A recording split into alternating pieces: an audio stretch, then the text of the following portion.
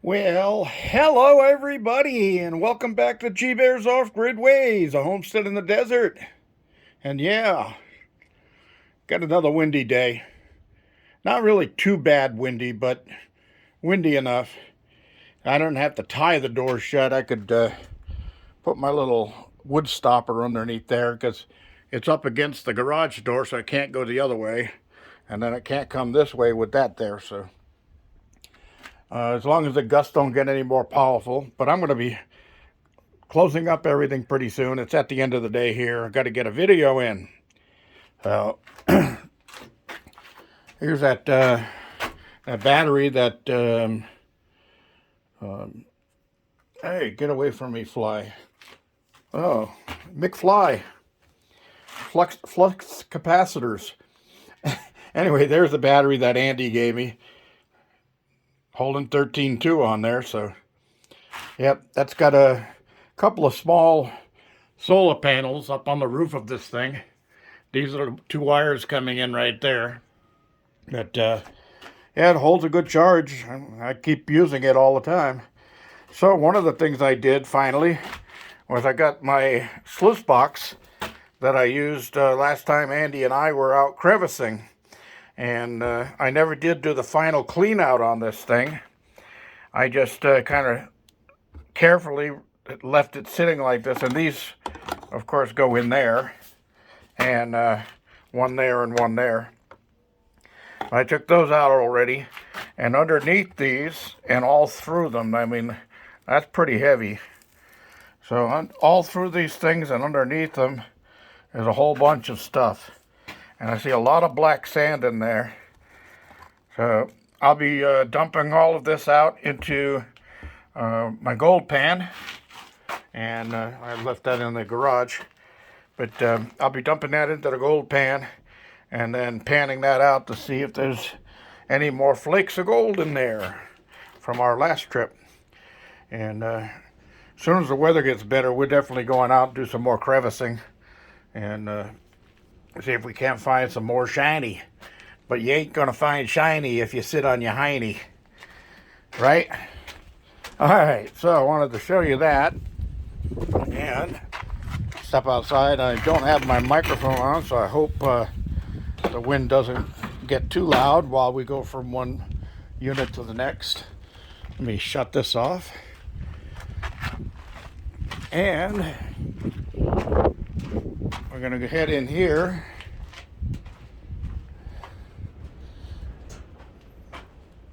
And there's my 12.5-inch thickness planer.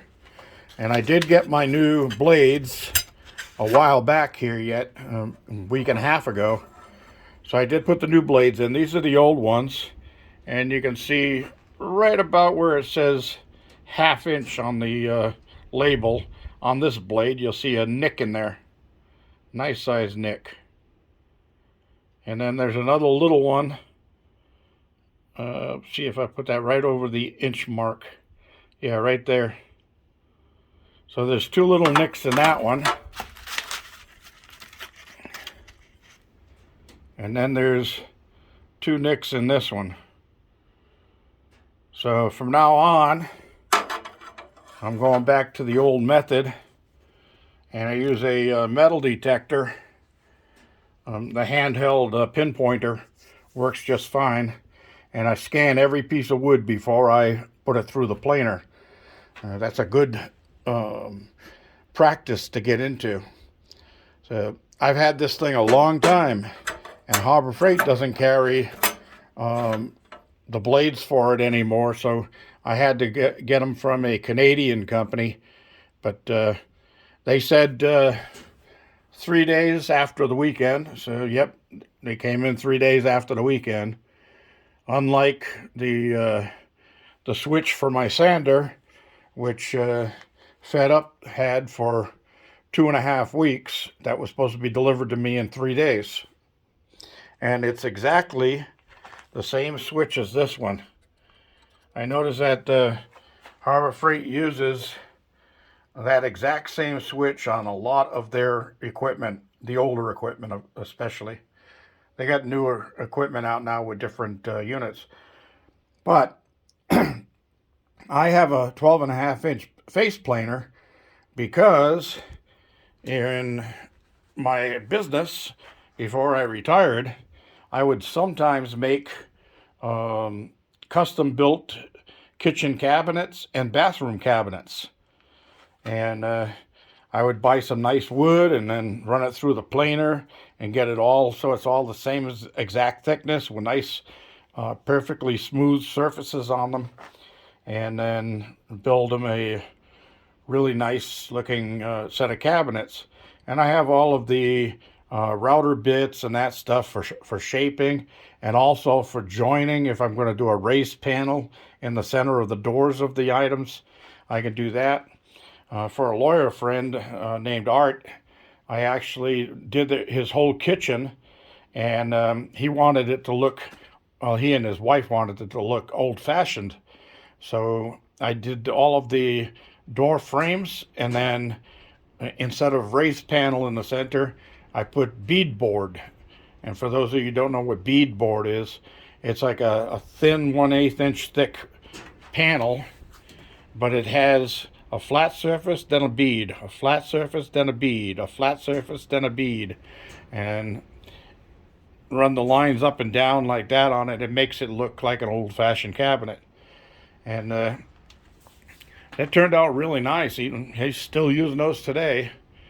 And of course, that was a long time ago when I did those too. Geez, got to be going close to 20 years ago. Anyway, I've built a lot of cabinets in my time.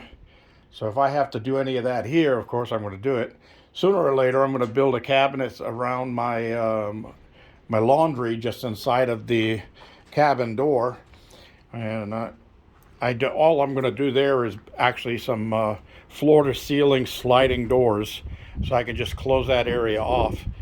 But I've already built the cabinets that are above the washer in there, and I've already built the cabinets for the pantry in there. So, all right, well, that's about all I have here. I've been out here I did all my chores earlier today when it was calm before the winds came up. But I've been looking for a box. I know I put it out here somewhere, but I'm so disorganized right now. So somewhere along the line, I've got a box around here for the old or for the new filter for my drinking water at the kitchen sink. And it's a compressed charcoal filter, and I can't save the box, so I knew which numbers to buy when I went back to the store, and now I can't seem to find the box anywhere. I'll have to crawl under the sink, take a picture of the filter unit, because I'm sure that I bought it at Lowe's, and I'm sure that if Lowe's sold it, then they sell the filter cartridges for it. So I need to go back there and see if I can get a cartridge for it. But yeah, I'm gonna work on this area next and get this all cleaned out and things all stored away, thrown away, things like that, because I don't need all of this mess around here. I need to get organized. So anyway, that's my little workstation there. I've got to set up my reloading equipment, and that way once I get loaded, I can get reloaded. Oh, I'm such a nut. Anyway, yeah, I've got all kinds of casings here and that stuff I found in the desert. Look at that one, huh? No, it's not loaded. It's been fired, but I did find one of the bullets that goes to it, and this is for what the jets have for shooting other jets down. But yeah, that's what I was telling you about. They make them out of steel. I can't see if I don't see anything printed on the bottom of this one. Nope. But yeah, they make them out of steel instead of brass after the war.